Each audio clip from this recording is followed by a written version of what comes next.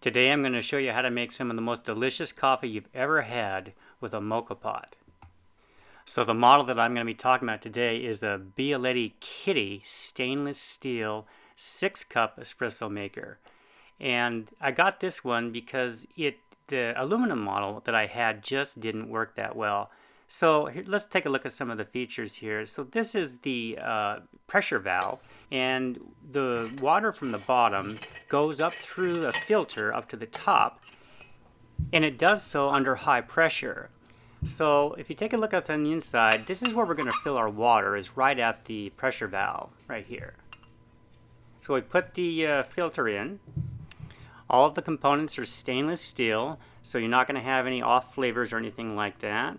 So this just slips in the bottom, and then here is a second filter, and you'll notice on the side there's a gasket, and you need to keep this clean.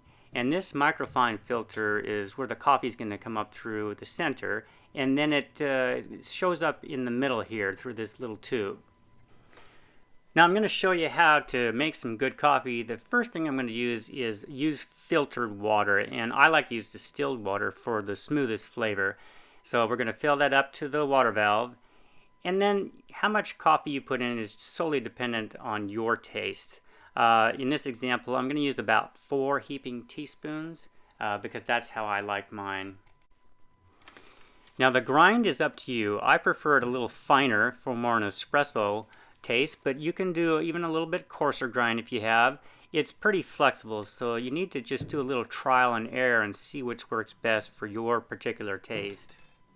So now that we've got those in there, I'm going to just slip this in here, and then I'm going to wipe the top and make sure there are no coffee grounds on there at all. If you have a bad seal here, then it's not going to go up to the top.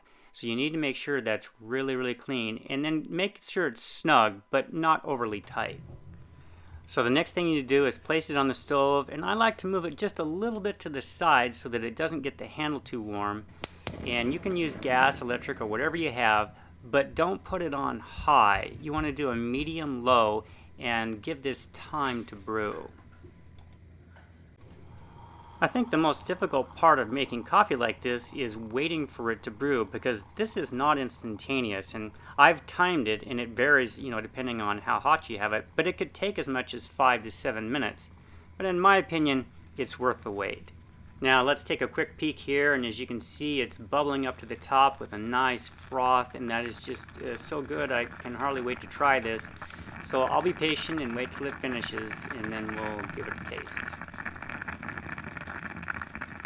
Now just a side note here, if you like my videos, please subscribe to my channel and rate and share the videos and help spread the word. I sure appreciate it.